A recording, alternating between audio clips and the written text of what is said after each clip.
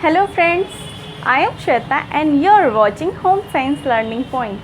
Today's topic is functions of protein.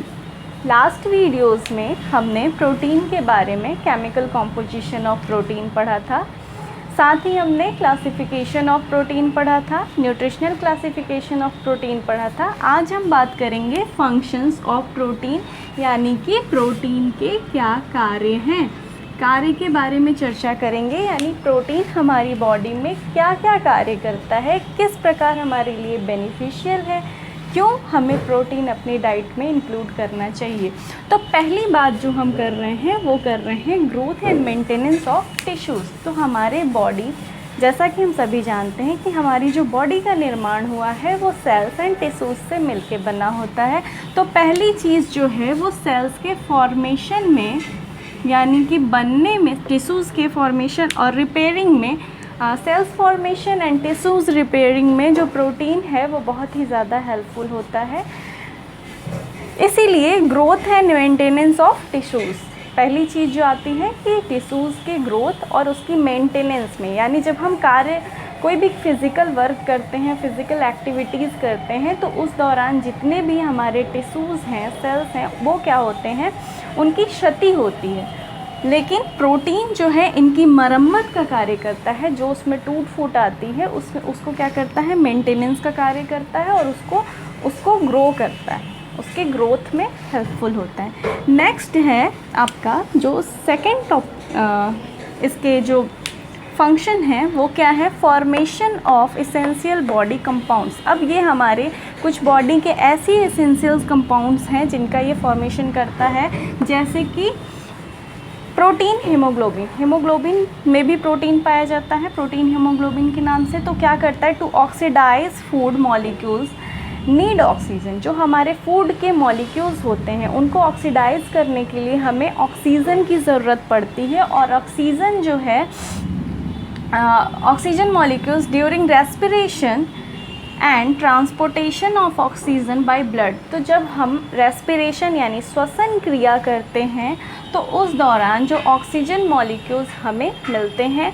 वो हमारे जो भोजन के जो मॉलिक्यूल्स होते हैं उनको ऑक्सीडाइज करने में हेल्पफुल होते हैं। लेकिन इनको भोजन तक ले कौन जाता है, ले जाने का, इनको कैरी करने का, ट्रांसपोर्ट करने का कार्य किसके द्वारा होता है, ब्लड के द्वारा होता है।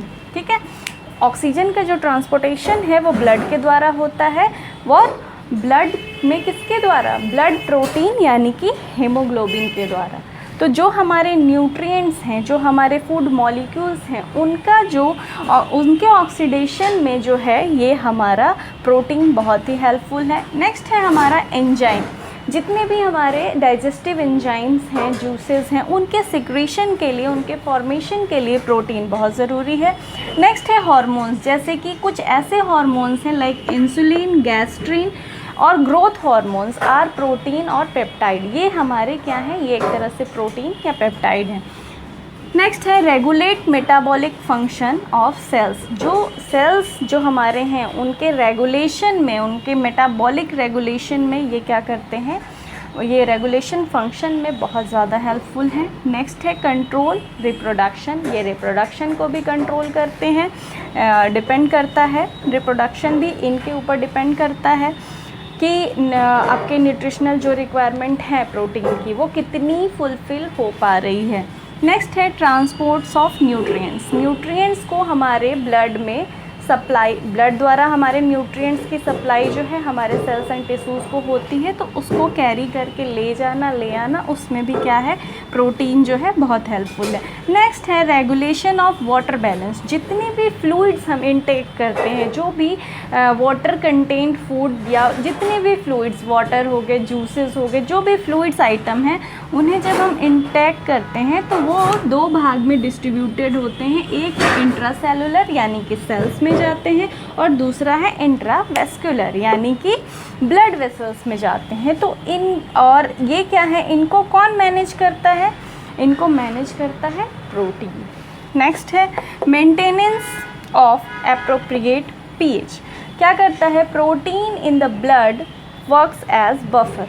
बफर की तरह कार्य करता है। Acid and base carried by blood to the organs and excrete, जो हमारे बॉडी में जो एसिड्स एंड बेस बनते हैं उनको ये क्या करता है, ये बफर की तरह कार्य करता है और उनको एक्सक्रीटरी ऑर्गन तक पहुंचाने में हेल्पफुल होता है। अगर ये एसिड्स हमारे बॉडी से नहीं निकलेंगे तो हमारी बॉडी में एसिड का फॉर्मेशन अगर बढ़ जाता है तो इससे व्यक्ति की डेथ हो सकती है। तो उसको एक्सक्रीटरी ऑर्गन के पास पहुंचाने का कार्य जो है वो प्रोटीन के द्वारा होता है। Defence and detoxification, body ability to fight off infection depends on the immune system. जो हमारी बॉडी है वो जितने भी इन्फेक्शंस हैं उनसे कैसे लड़ती है, डिफेंस कैसे करती है, वो हमारा इम्यून सिस्टम कितना तगड़ा है उस पर डिपेंड करता है। और इम्यून सिस्टम बूस्ट कैसे होता है, defensive protein known as antibodies, जो हमारे बॉडी में एंटीबॉडीज़ पाई जाती हैं उन्हें हम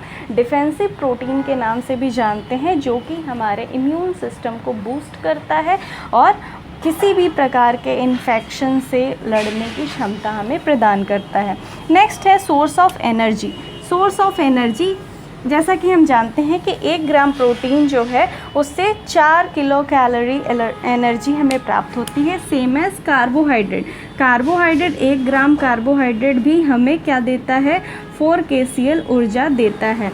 तो ये इतनी एनर्जी हमें कार्बोहाइड्रेट से भी मिलती है और इतनी ही एनर्जी हमें प्रोटीन से भी मिलती है। लेकिन ये कब कार्य करता है, जब फैट और कार्बोहाइड्रेट से हमें कोई एनर्जी नहीं मिल रही होती है, उसकी वो हमारी मात्रा में बॉडी में हमारे कम मात्रा में पाया जा रहा हो या नहीं, उनकी एब्सेंस में ये क्या करता है, प्रोटीन एज अ एनर्जी हम लेते हैं। प्रोटीन को एज अ एनर्जी हम हमारी बॉडी जो है एज अ एनर्जी यूज़ करता है। जबकि एनर्जी गिविंग जो है वो कार्य किसका है, कार्बोहाइड्रेट और फैट का है। लेकिन इनके एब्सेंट में जो क्या है, प्रोटीन एनर्जी की तरह कार्य करता है। आज की वीडियो में इतना ही, तब तक के लिए धन्यवाद।